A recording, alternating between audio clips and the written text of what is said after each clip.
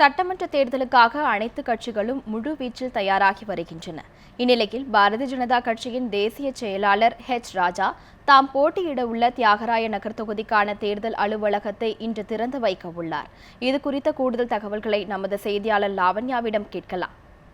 வணக்கம் லாவண்யா, சொல்லுங்க. பாரதிய ஜனதா கட்சி கூட்டணி தொடர்பான பேச்சுவார்த்தையை முடித்து விட்டதா? தொகுதி பங்கீடு குறித்த அறிவிப்பு எப்போது வெளியாகும் என எதிர்பார்க்கப்படுகிறது? லாவண்யா, பாரதிய ஜனதா கட்சி தங்களுடைய தலைமையில் வரக்கூடிய சட்டமன்ற தேர்தலை சந்திக்கக்கூடிய நிலையில் அனைத்து கட்சிகளும் தங்களுடன் கூட்டணிக்கு வரலாம் என்று அழைப்பு விடுத்திருக்கிறார்கள். குறிப்பாக பாரதிய ஜனதா பொறுத்தவரையில் 2014ஆம் ஆண்டு நாடாளுமன்ற தேர்தலில் அவர்கள் தேமுதிக மற்றும் பாமக அதே போன்று மதிமுகவுடன் கூட்டணி வைத்திருந்தார்கள். இந்த நிலையில் வரக்கூடிய சட்டமன்ற தேர்தலில் தேமுதிகவுடன் கூட்டணி வைப்பதற்காக பல்வேறு விதமான கட்டங்களாக பேச்சுவார்த்தையில் ஈடுபட்டார்கள். இந்த பேச்சுவார்த்தை எந்த விதமான தாக்கத்தையும் ஏற்படுத்தாத காரணத்தினால் தேமுதிக மக்கள் நல கூட்டணியுடன் சென்ற பிறகு பாமக தங்களுடைய தலைமையிலான கூட்டணிக்கு பல்வேறு கட்சிகள் வரலாம் என்று அழைப்பு விடுத்திருக்கிறார்கள். இந்த நிலையில் இந்திய ஜனநாயக கட்சி, புதிய நீதி கட்சி உள்ளிட்ட பல்வேறு கட்சிகள் பாஜகவிற்கு ஆதரவு இருக்கிறார்கள். இந்த நிலையில் இதனைத் தொடர்ந்து தற்பொழுது அவர்களுக்கு தொகுதி பங்கீடு பேச்சுவார்த்தையில் ஈடுபடுவார்கள் என்று எதிர்பார்க்கப்படுகிறது. ஆனால் தொகுதி பங்கீடு பேச்சுவார்த்தைக்கு முன்னராகவே பாஜகவுடைய முதற்கட்ட வேட்பாளர் பட்டியல் கடந்த வெள்ளிக்கிழமை அன்று டெல்லியில் வெளியிடப்பட்டது.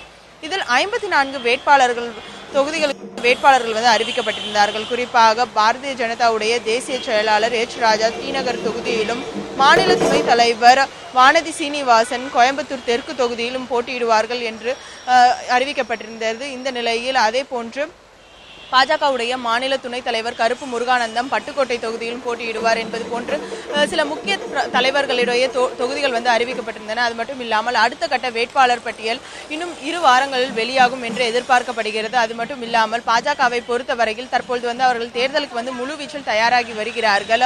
கூட்டணி கட்சிகள், அதாவது பிரதான கூட்டணி கட்சிகள் எவையும் தங்களுடைய நிலைப்பாட்டை தெரிவிக்காத பட்சத்தில் தற்பொழுது அவர்கள் தனித்து போட்டியிடும் என்பது போன்ற ஒரு நிலைப்பாட்டை எடுத்திருக்கிறார்கள். அது மட்டும் இல்லாமல் சிறிய அமைப்புகள் தங்களுக்கான கூட்டணியில் வரலாம் என்றது போன்ற அழைப்பும் அதற்கான பேச்சுவார்த்தையும் தற்பொழுது நடைபெற்று வருகிறது. ஷர்மிளா, உங்களுடைய தகவல்களுக்கு நன்றி. லாவண்யா.